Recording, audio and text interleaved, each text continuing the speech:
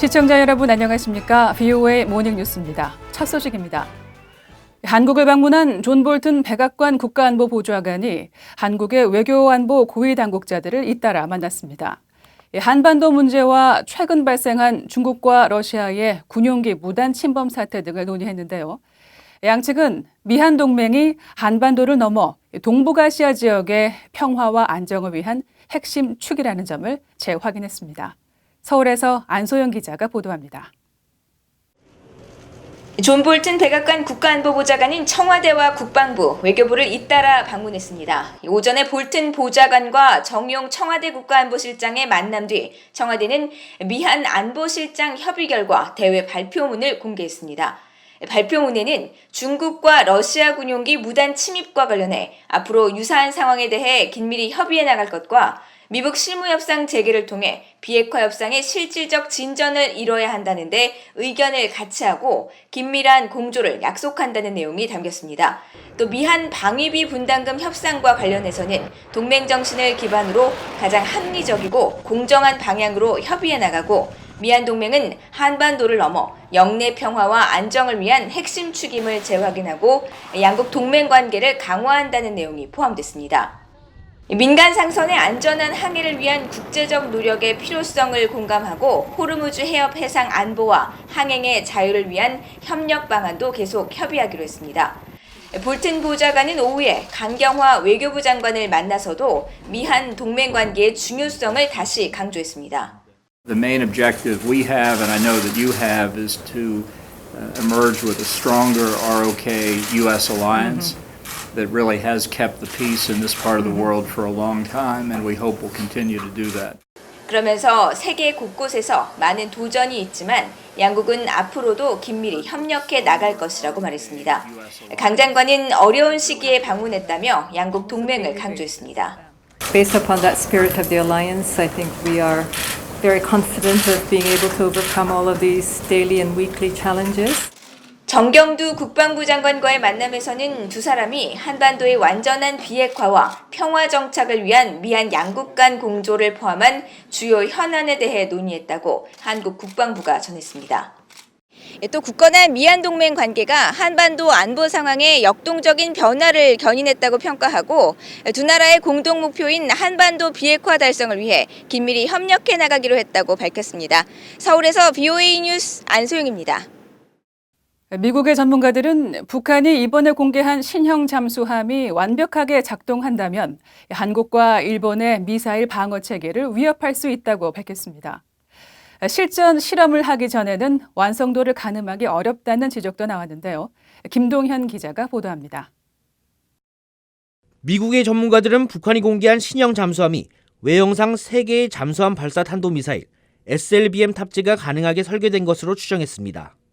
미 항모전투단 지휘관을 거쳐 국방부 동아시아 정책실장을 지낸 마이클 맥데빗 미 해군 분석센터 선임연구원은 23일 VOA에 이런 외형상의 특징을 고려할 때 옛 소련의 구형 골프급 잠수함을 원형으로 한 것으로 보인다고 분석했습니다. It only carried 2 or 3 at the most ballistic missiles. But the concept is very old. It's based upon a Soviet design from the 1950s and 60s. 맥데빗 연구원은 이 잠수함이 한반도 인근 지역에 활동하도록 설계된 것으로 추정되며 실전 배치된다면 탐지가 어렵고 기습이 용이해 한국과 일본의 지상 요격 중심 미사일 방어 체계를 무력화시킬 수 있다고 평가했습니다. 그런가 하면 북한이 공개한 신형 잠수함은 SLBM에 대한 방어 체계가 전혀 돼 있지 않은 한국을 특정해 겨냥한 것이라는 분석도 나왔습니다. Right now, South Korea doesn't have any defenses against SLBMs. All of the existing anti-missile missiles on South Korean ships. 랜드 연구소의 브루스 베넷 선임 연구원도 사거리가 1000에서 2000km에 달하는 북극성을 탑재해 지상 미사일 방어 체계의 레이더 탐지 범위 밖이나 후방인 부산 인근 해안에서 쏠 경우 큰 위협이 될 수 있다고 말했습니다. 북한이 과거 북극성 발사 실험에 성공했던 잠수함은 발사관이 1개인 심포급이었던 반면 이번 신형 잠수함은 발사관이 늘어난 만큼 실전 실험을 하기 전까지는 완성도를 가늠하기 어렵다고 관측했습니다. 북한이 현 시점에 신형 잠수함을 공개한 건 다음 달부터 시작될 미한 연합훈련에 대한 반발 성격으로 보인다는 분석도 있습니다. 아울러 핵미사일 시험 중단에도 미사일 프로그램은 개발하고 있다는 점을 지속적으로 보여주려는 의도라는 겁니다. VOA 뉴스 김동현입니다. 마이크 폼페오 미 국무장관은 북한이 비핵화를 하면 1년의 안전보장을 제공할 것이라고 거듭 밝히고 있습니다.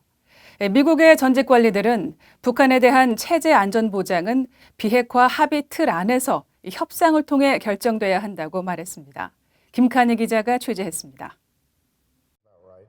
육자회담 수석대표를 지낸 크리스토퍼 힐 전 국무부 동아시아 태평양 담당 차관보는 23일 VOA에 북한은 미국뿐 아니라 국경을 맞대고 있는 중국이 제공하는 안전보장도 원할 것이라고 말했습니다.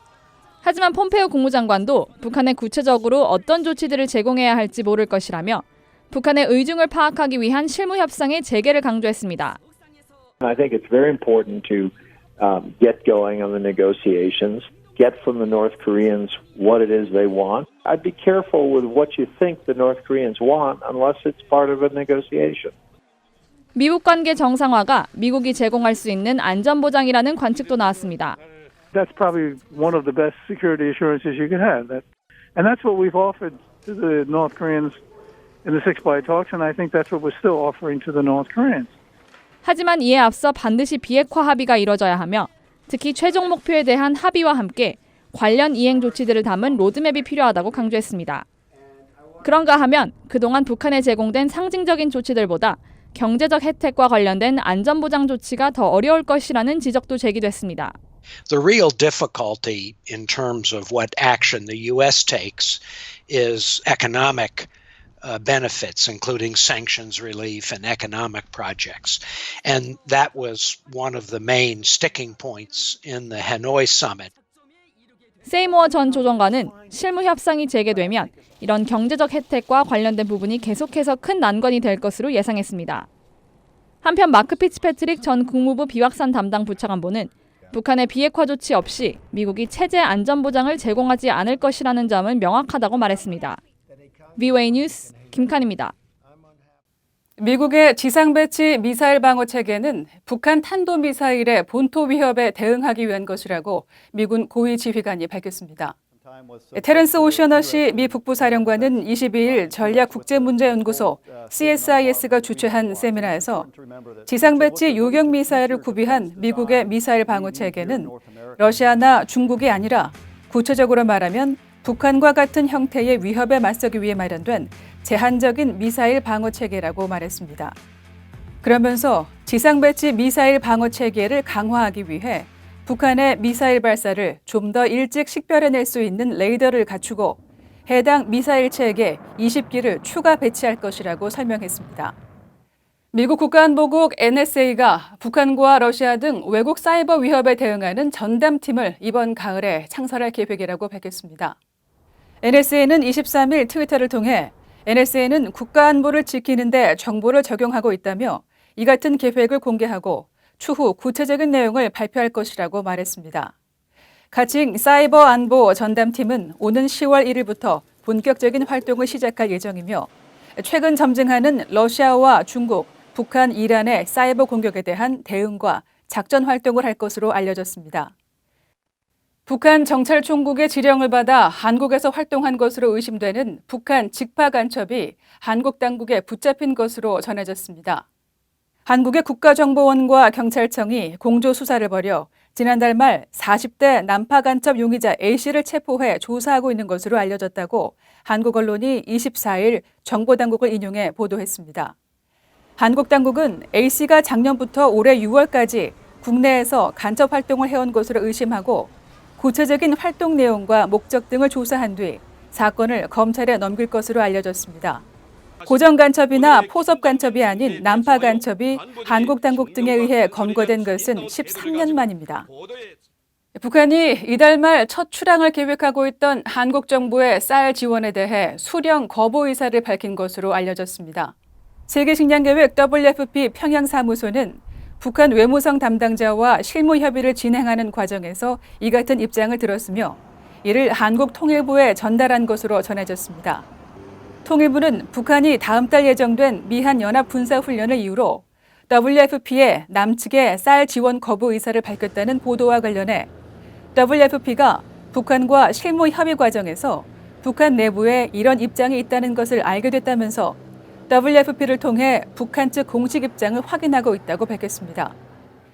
이상으로 VOA 모닝 뉴스를 마치겠습니다. 시청해주신 여러분 고맙습니다.